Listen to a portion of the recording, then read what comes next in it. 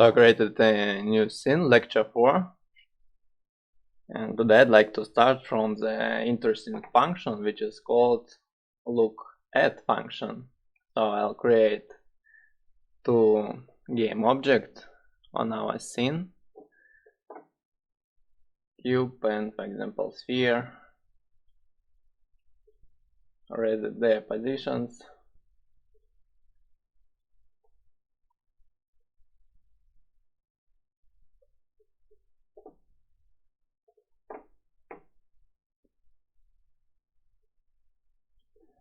And also maybe change color of them.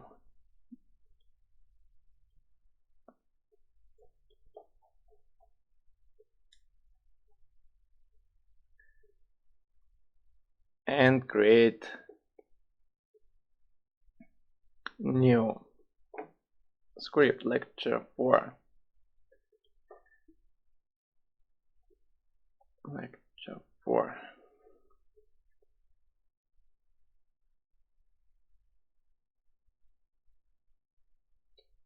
And attach this script to our cube on the scene.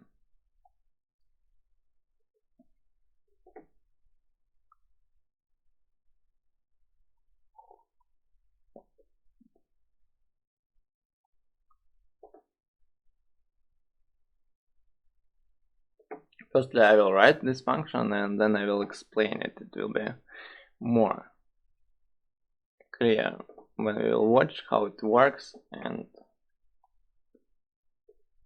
first of all, as we attach this script to our cube, then we need to create another public game object, and we'll attach this sphere to our public game object. We'll create a new public game object, public target, public game object, target.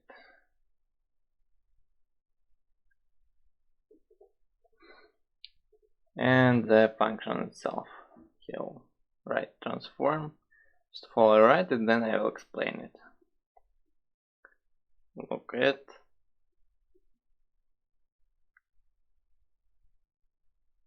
target transform.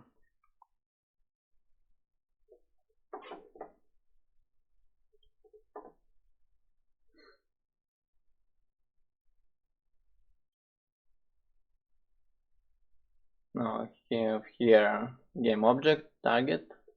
I'll attach sphere to this game object. And now if I run the program and move this sphere somewhere, this cube will automatically follow its direction of the sphere. So this is the LookAt function. So first of all, we created a target game object, attached our sphere to this target, so our cube is following this target by LookAt function.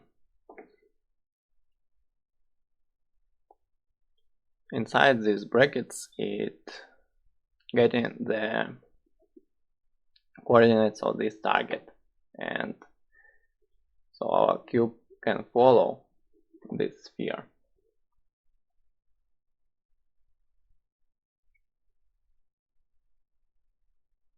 For example, we can currently it's following our sphere in a direction, but for example, we can limit some of them, for example, in y direction. So when the sphere will move along the y direction, our cube won't follow it.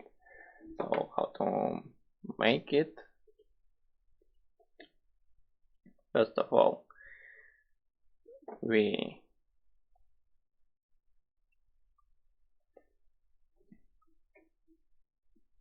define a vector variable new pose.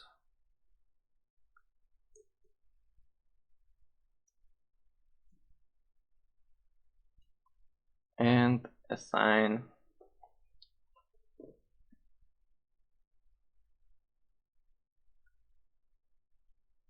these parameters one by one inside the vector variable. Here we write transform position x. We don't wanna move our cube along y-axis, so here we won't use target position, we'll use position of our cube. So transform position function is obtaining coordinates to which the script is attached, and our script is attached to the cube, and also that coordinate.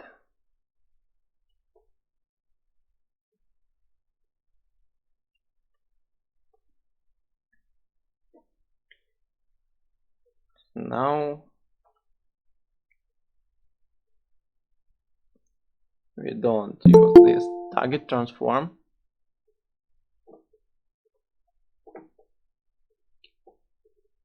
We use this new vector we've created, new pose.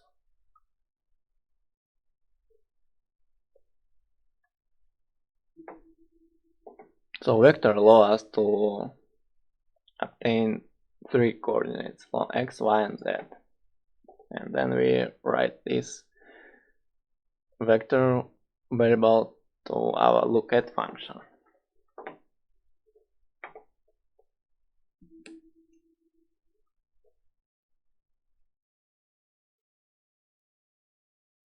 So now if I move sphere,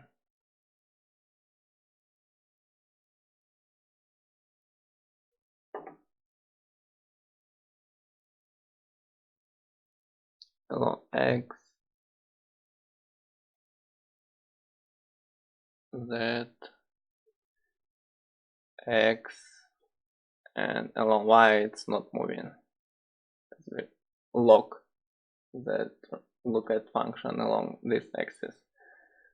The axis working, x, z, and y is not working any longer because we locked that function. Next, you probably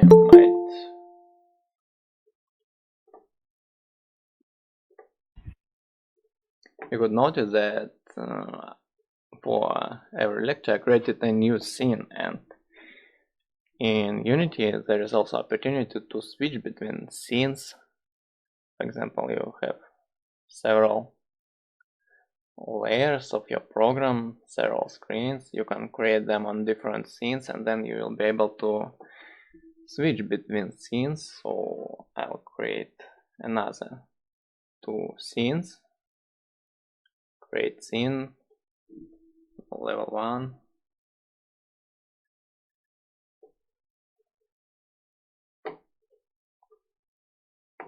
Here I will allocate cube.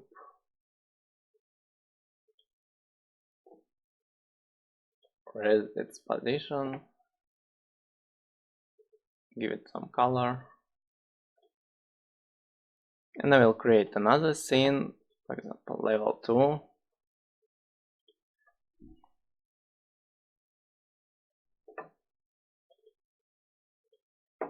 And also create cube here, raise its position, and also give it a color. Another one.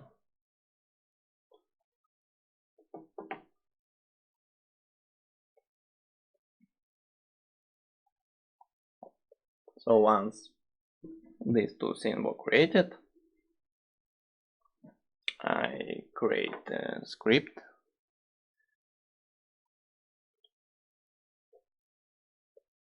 Example scene loader.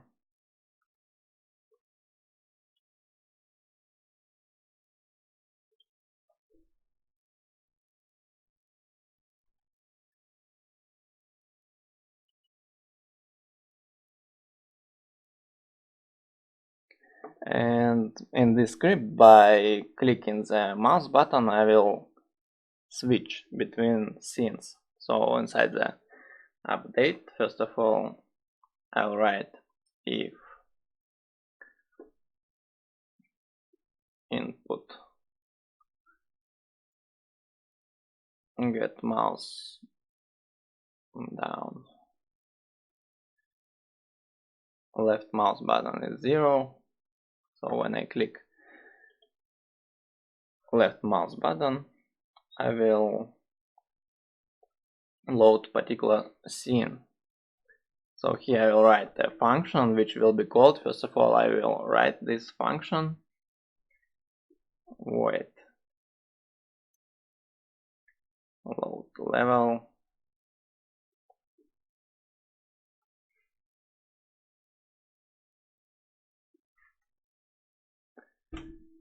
and here I need to write a function related to the scene manager, but first of all I need to connect this library in order to be able to access these functions. So here where is our namespaces, I will write using Unity engine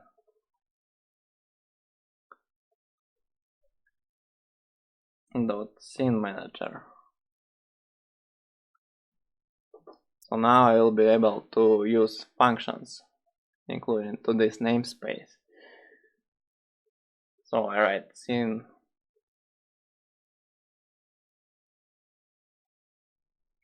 manager load scene and name of the scene I want to load, example level 2.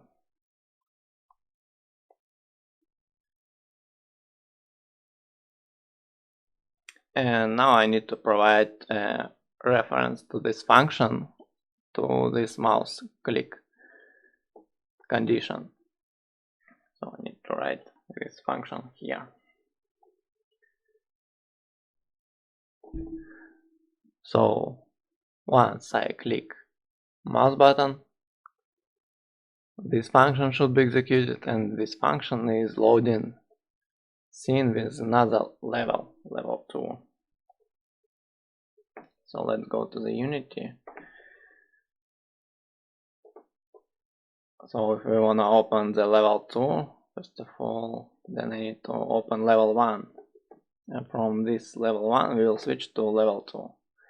And red cube should be loaded. So first of all I attach our script to this game object, scene loader cube.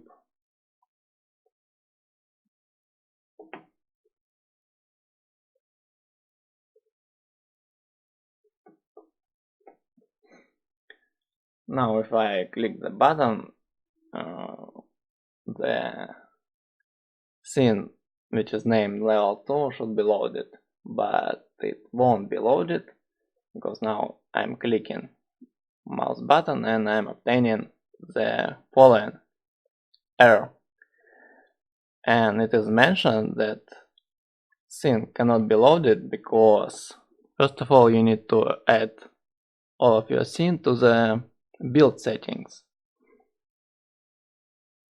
So how to do it? In order to add these scenes to the build setting, we need to go to the file and open these build settings. And here we can add our scenes. So this is the level 1, and also we need to add level 2.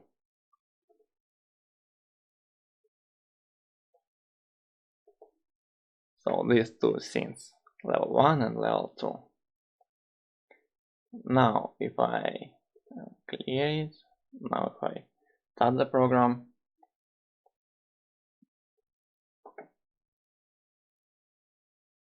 click mouse button, and as you can see the level 2 scene was loaded.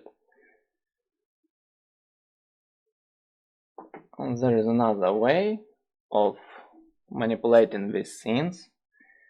For example, first of all, we type a name of the scene we want to load, but there is another way to show what scene we want to load. For example, we have index for each particular scene. Our scene with level 1 has index 0, and scene with level 2 has index 1. So instead of writing level 2, we can write index of the scene. Index 1 corresponds to this level 2. So both are similar.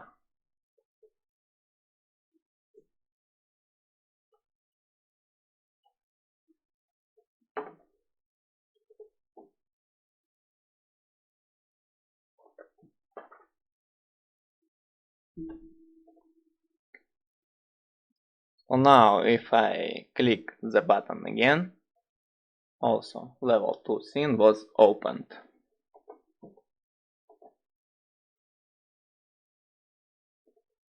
And there is another way of switching between scenes, for example, by creating a public integer value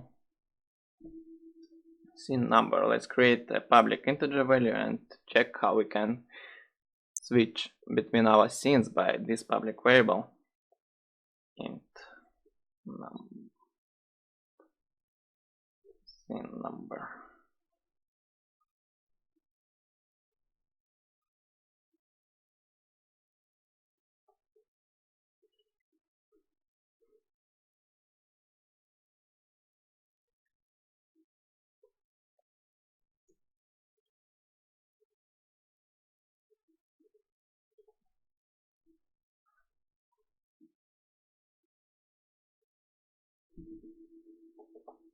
So I created a public integer variable scene number and attach this variable to our function, which is loading our scenes. So if I write here particular index, for example 1, scene which is named level 2 will be loaded, or if I provide index 0, level 1 will be loaded.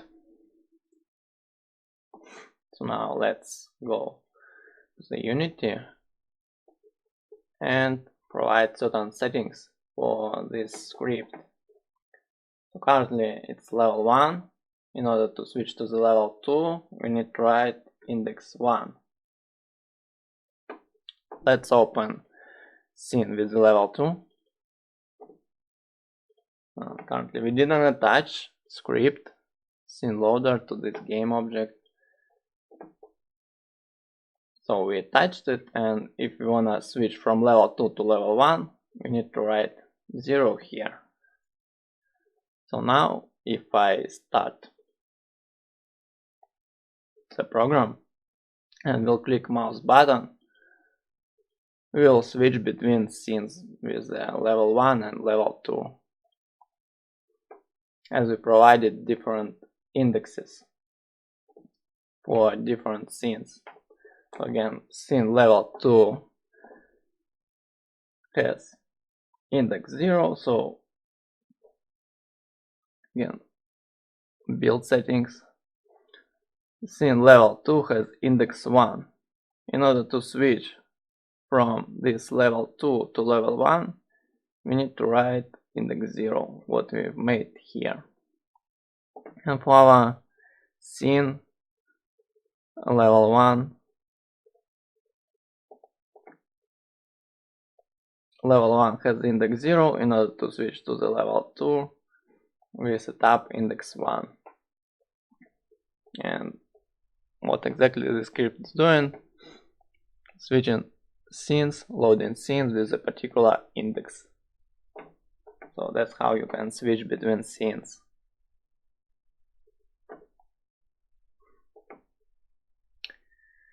What we can also do with scenes, for example, we can restart this scene. How to restart the scene? For example, I will open our previous scene lecture 4, and we'll work with the previous script. Also, I need to copy this component using Unity engine scene management, and if I will comment this out, so you can see that we can't use this function any longer as this namespace is needed. So this namespace helping us to reach these functions included to the Unity.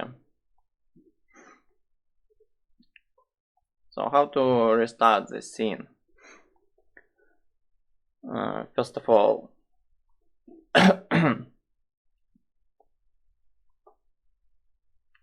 will create a function restart level.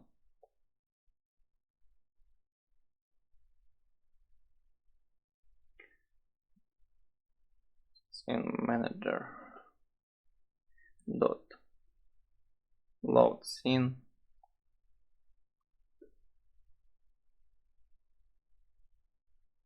scene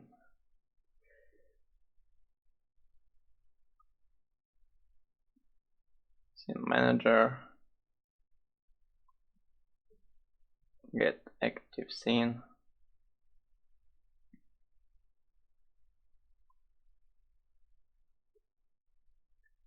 build index. So what this function is doing, it's loading the scene which is currently we are working this. This is scene manager get active scene is obtaining index of our current scene.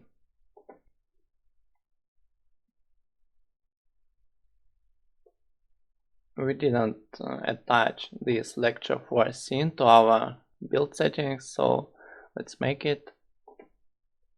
And this our scene lecture 4 has index 2, so here inside these brackets we will obtain index 2. That's what this function is doing.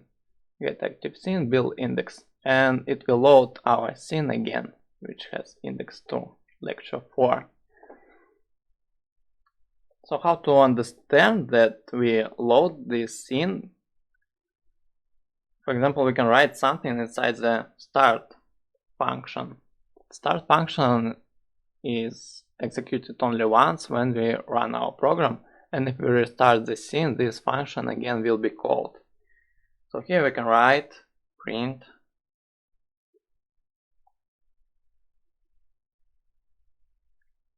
scene is restarted.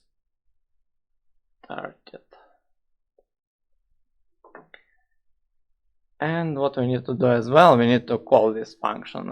Again, we can, for example, make it by button, mouse button, if input get mouse down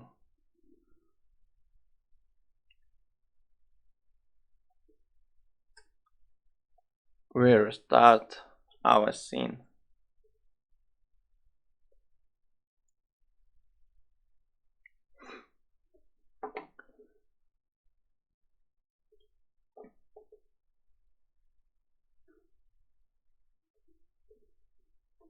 So now if I start the program, first of all it will be written scene is restarted because it was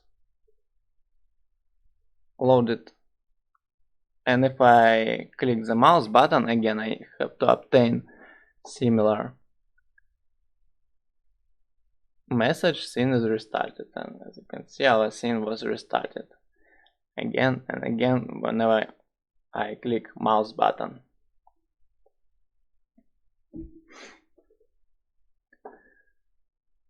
So again, one more time, in order to operate with scenes you need to connect the corresponding namespace to the Unity engine scene management. Without it you won't be able to manipulate these scenes.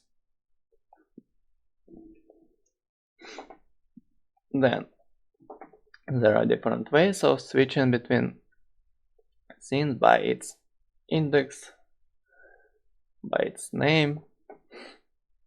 You can also provide index from the public variable.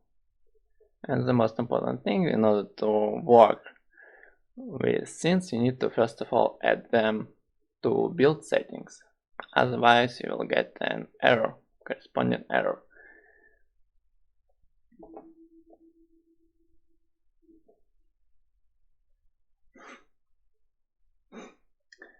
And next I wanna talk about classes and objects in the C#.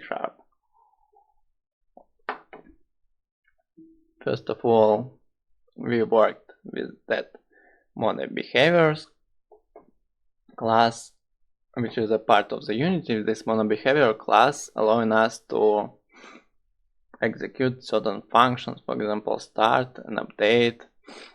But for example, if we don't need these functions, we can create a simple class, for example, which is simply lecture 4, and remove this monoBehavior component. So I will create, for example, new script.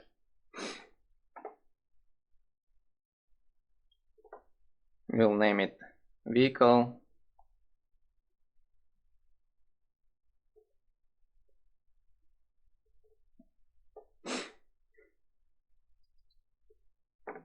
And remove this monoBehavior component from our script. And also I won't need this void and start functions because they won't work, because I removed this monoBehavior component.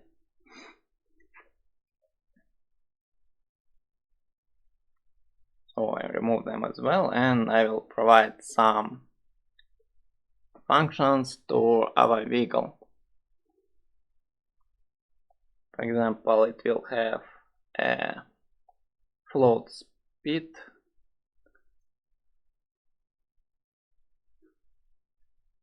will have color,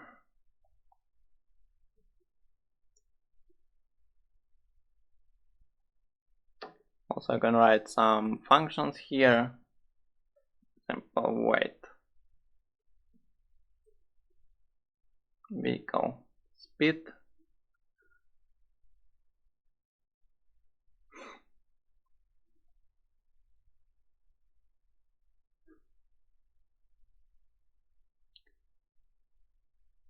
wind speed.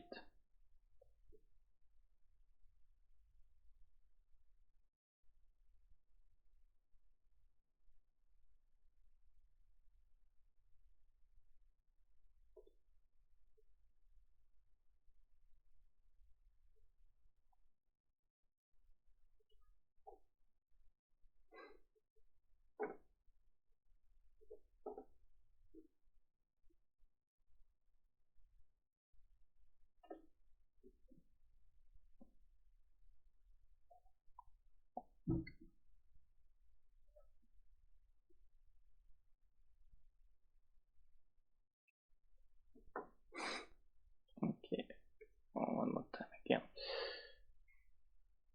Print.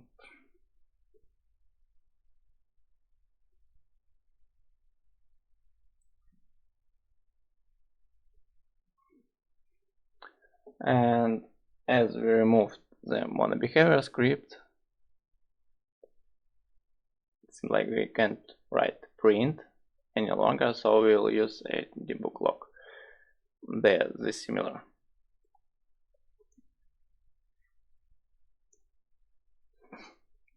First I just wrote print as it easy to type as debug log, but they are both similar.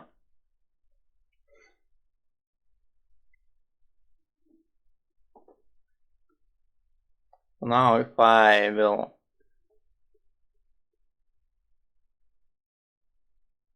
try to attach this script to any game object, it won't be able to attach because it's written that scripts need to derive from model behavior.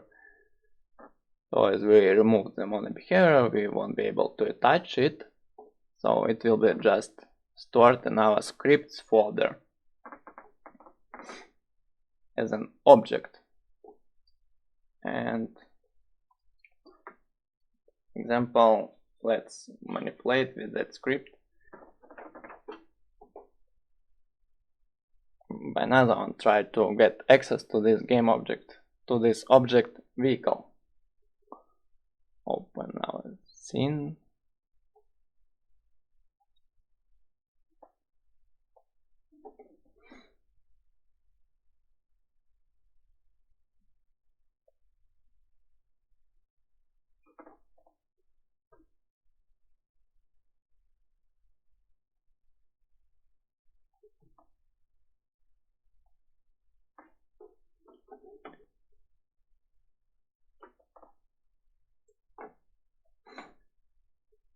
Also, if you wanna, for example, comment or uncomment several lines, you can, for uncomment, you can click Ctrl C, then click Ctrl U, and why it wasn't a comment? Again, Ctrl C, Ctrl U. Why? Ctrl C, Ctrl K, Ctrl U. Wait.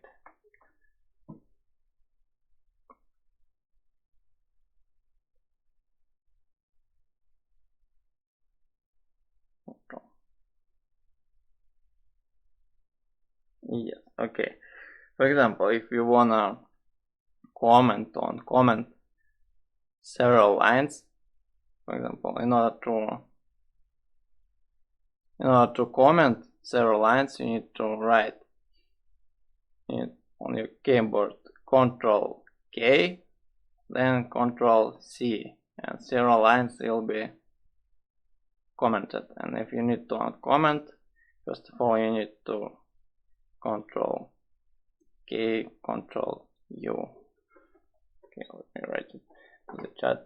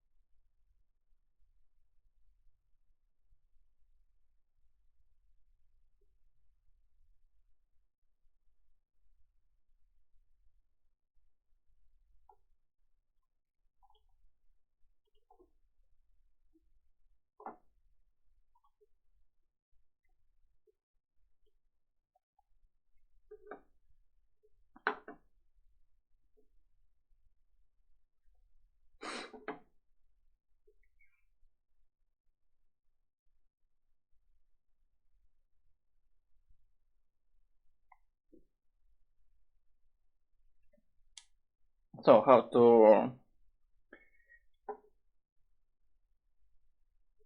how to manipulate with this object vehicle. For example, in another script, we can create a variable,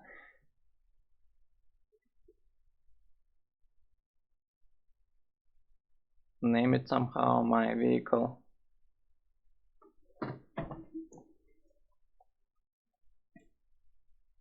New.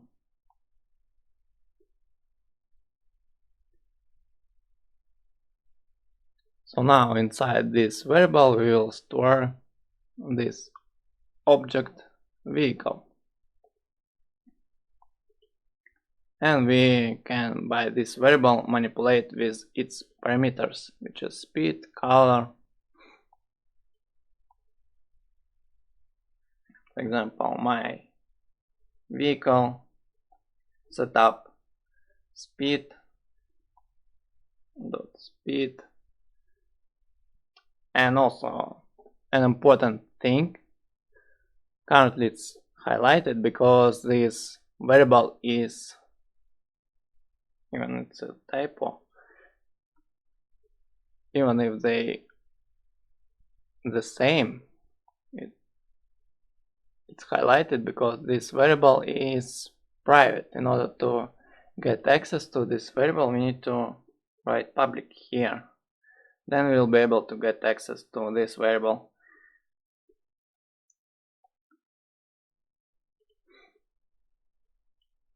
Now it's not highlighted, and we can set up any speed 5.5, and also, for example, color, my vehicle dot color red.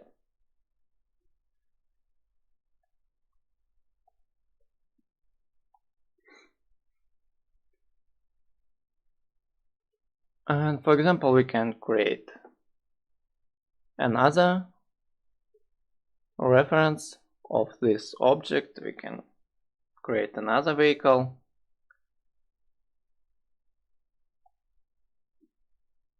but name it in a different way, for example, new vehicle, and provide different types variables to this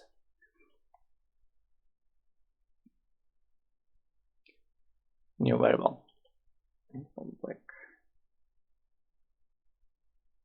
And then we can call functions included to this object, for example, vehicle speed.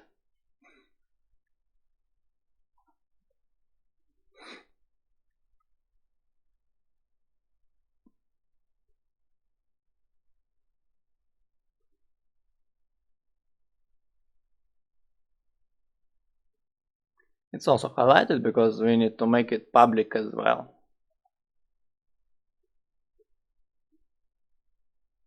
Then it won't be highlighted. My vehicle speed and new vehicle speed.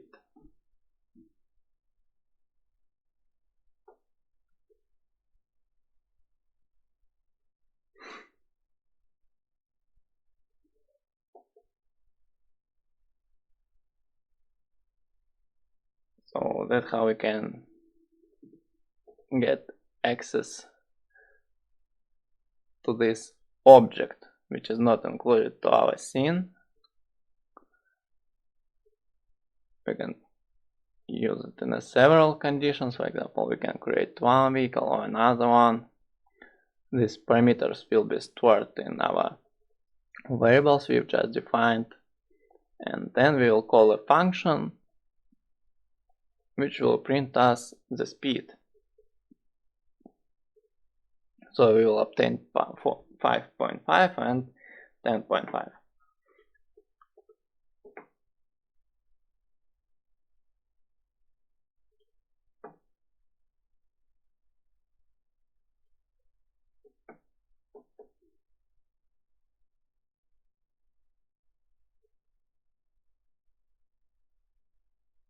What's printing me?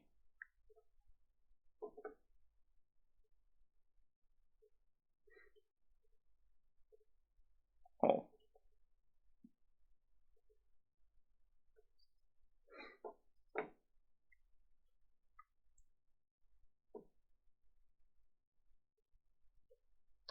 Also, in order to do not repeat it again, I will move it to the start function, so it will be called just once.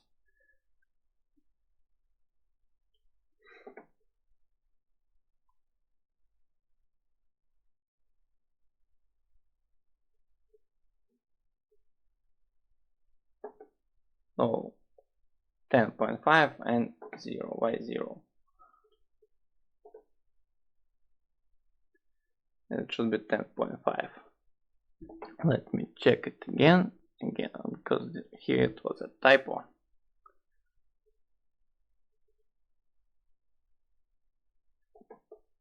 I didn't assign any speed to my new vehicle, so it was 0.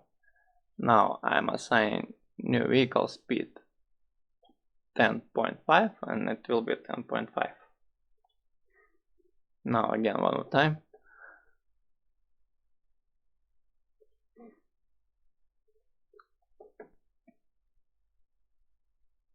So now it's working in the correct way, 5.5 and 10.5. Exactly what we provided to our vehicles. And it was printed here.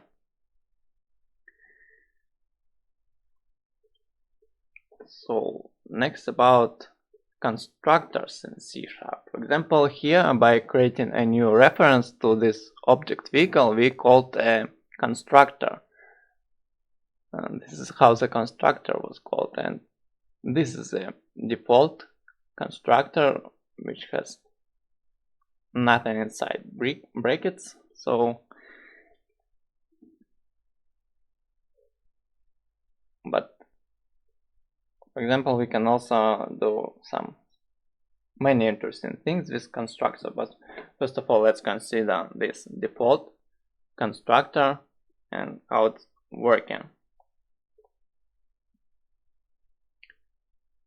Here inside I have to create a new function, constructor public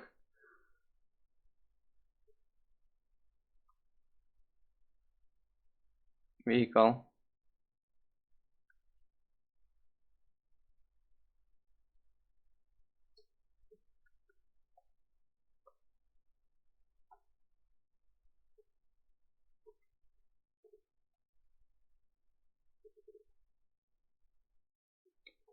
book log.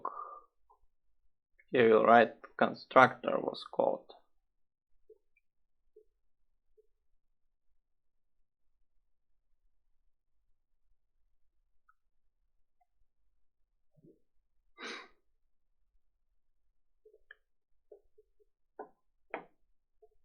So once we create a new reference to this object, we call in this default constructor.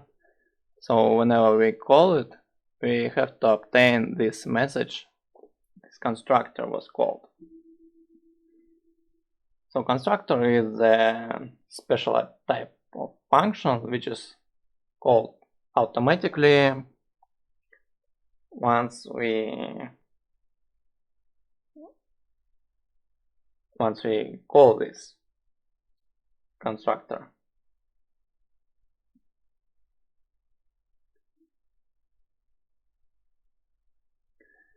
In this class we first of all we didn't create any constructor, so it was called by default constructor. So we created here this constructor manually. Constructor is a function, so we wrote it as follows. Now let's check our scripts.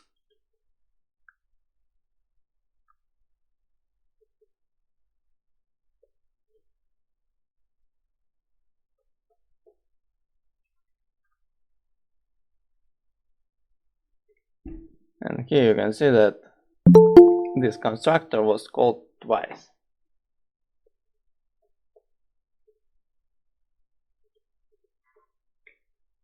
And in contrast to the constructors and functions, here we don't write void. In case of the constructors, we simply write public and the constructor itself.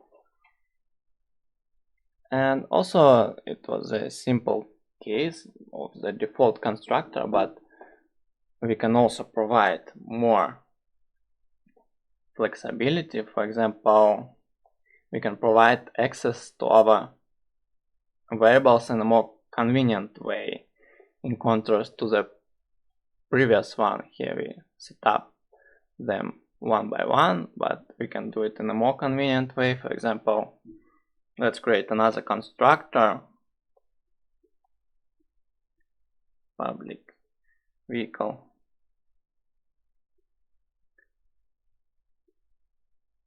and inside these brackets we'll write a value we want to manipulate this. For example, for the speed it will be float variable, so we will provide the float variable speed value, and we'll use it inside the constructor.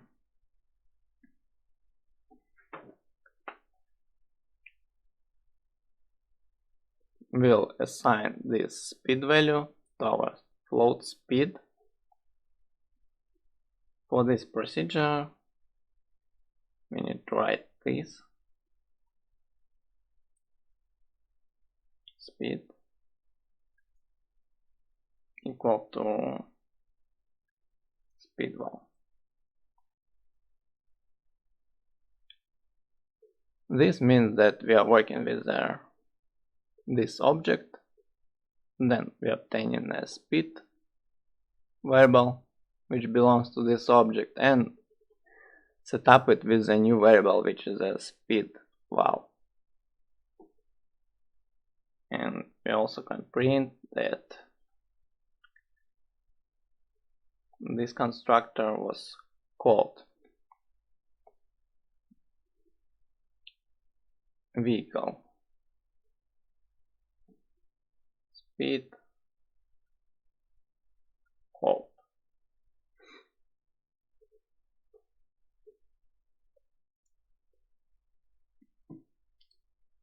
So now instead of writing speed here,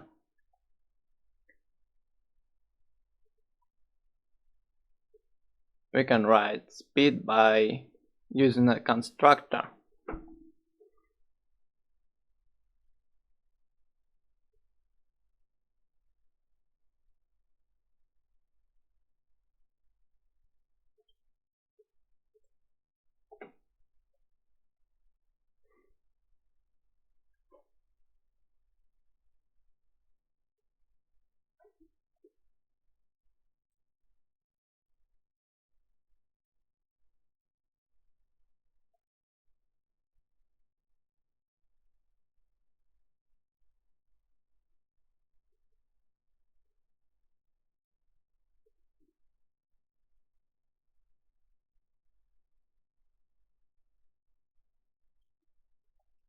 For example, if we write here 3.5 and here some another value, for example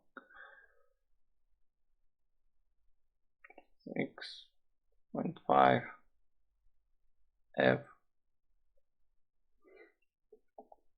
we are providing new speed variable. Instead of writing this condition, we simply write here inside the brackets, and it will be assigned here, and we'll print vehicle speed called.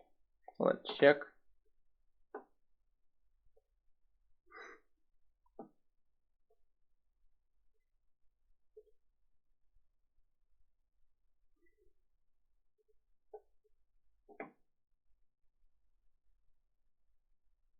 So now it's printing us vehicle speed code and printing us new variables parameters. In previous case it printed us that vehicle code, the previous constructor, because we provided a reference.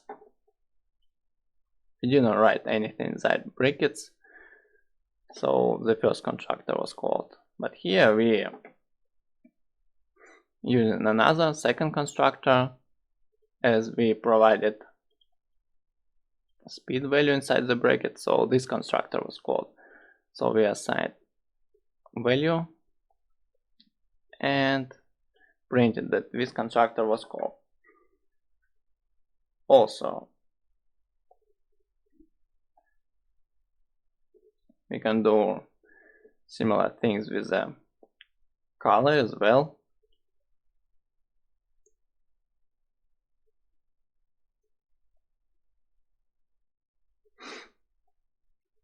And here we also need to write this color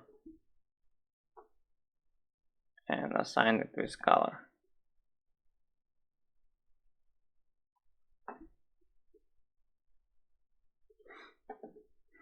So in this constructor we will assign both speed and color.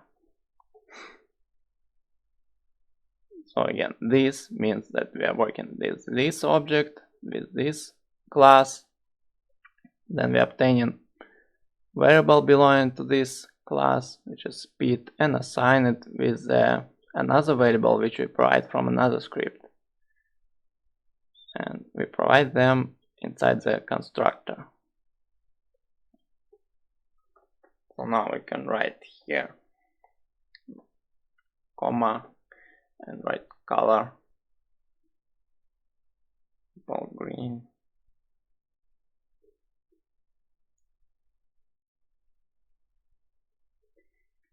Here, for example, white. Comment this out.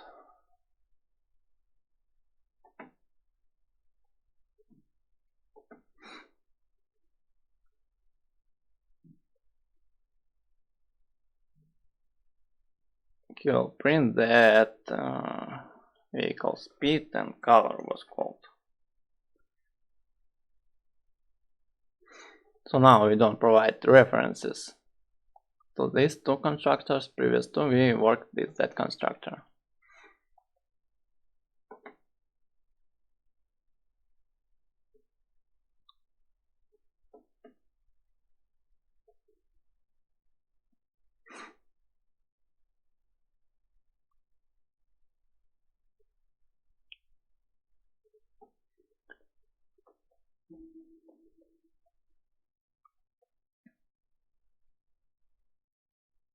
Now it's printing us that another constructor was called, printing is speed, because we only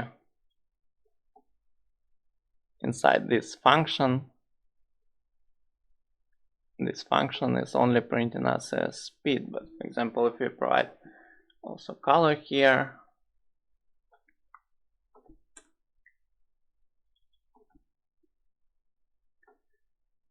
it will print us not only speed but also the color.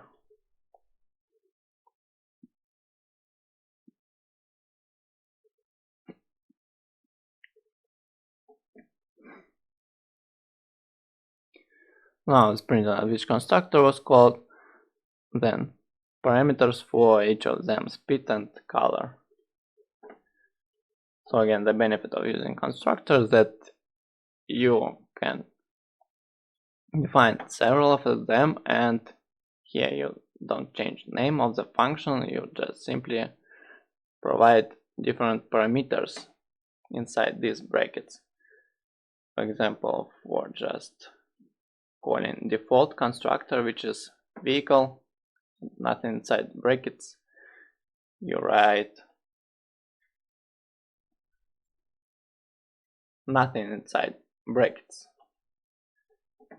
Then if you wanna change only speed, you're working with a second constructor.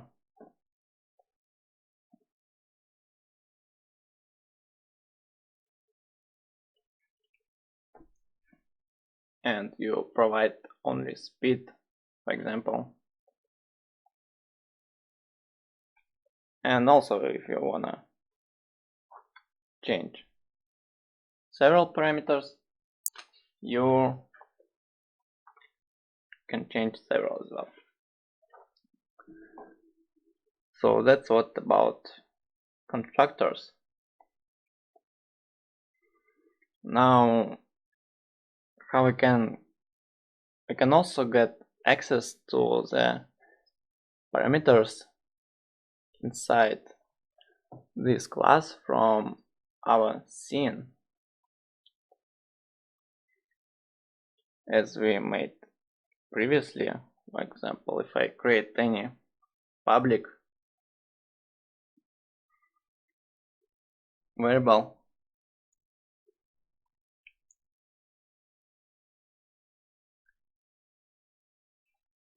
we'll see this public variable here, and we'll be able to manipulate with it from our scene, modify it, and changes will be inside our script.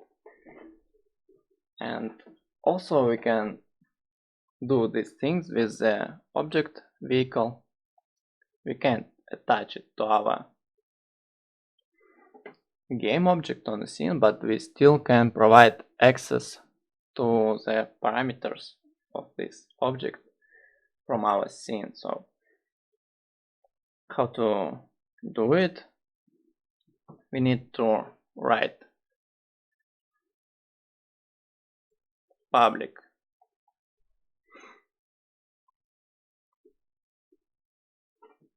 variable of our class vehicle. So we write public vehicle, my vehicle.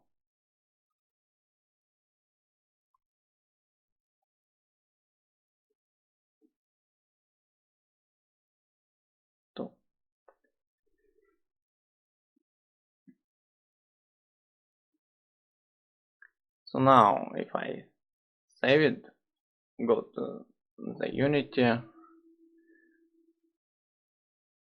I will have nothing here because only providing these references is not enough. What we need to do as well, that inside this script we need to write System.Serializable.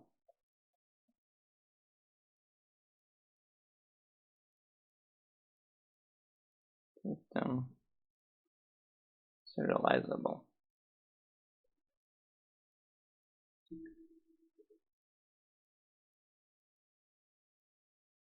So after that, if I go again,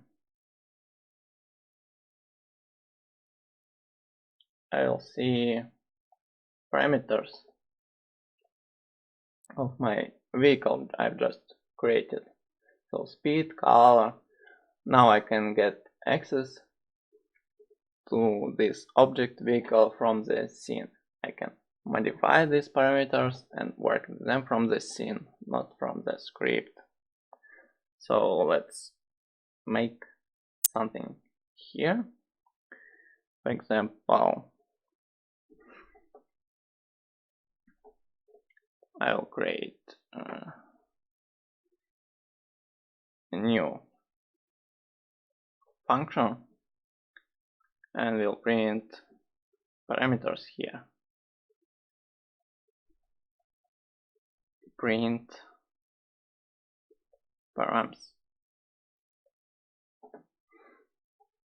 And I will print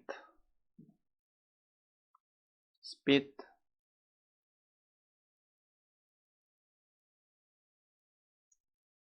equal to speed and color equal to color.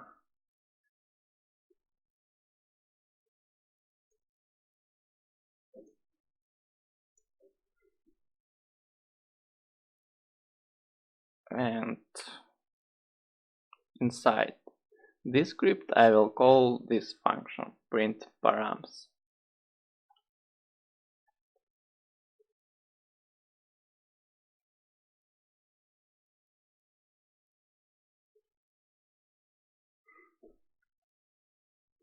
My vehicle 2 dot print params.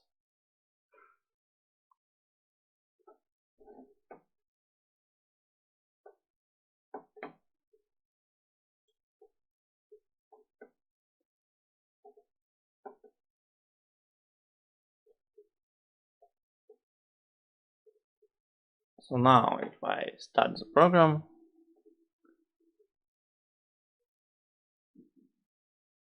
it will print me speed equal to 0 and color equal to nothing because I didn't set up it.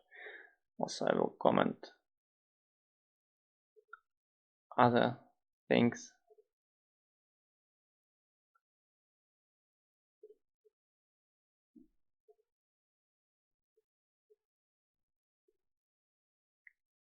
So they won't bother me.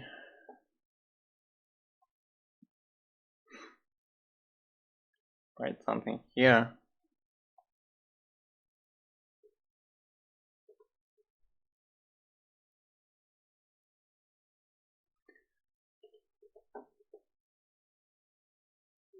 So it will print me 8.8 and red. Also, probably if I will move it to the update, I'll be able to manipulate these parameters in real time and change values of them during the program.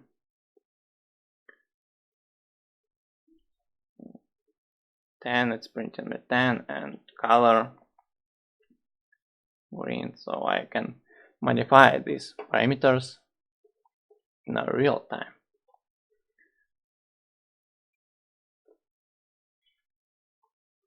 So again, what we've made, we created a public variable of our class,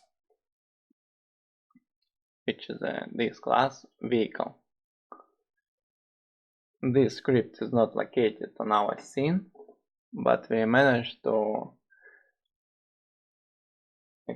show these parameters of this class here on our scene, and we're able to manipulate these parameters and get access to this class from our scene. For that procedure, in order to define this public variable vehicle, we need to write inside our class System.Serializable.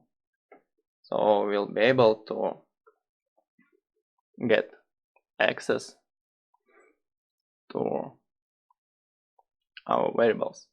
And if I commit this thing, so this will be removed from our scene. So that's the important thing. You need to keep this thing here. Then everything will work fine.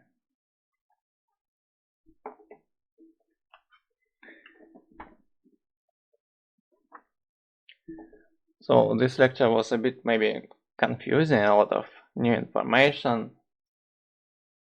So maybe we can stop here.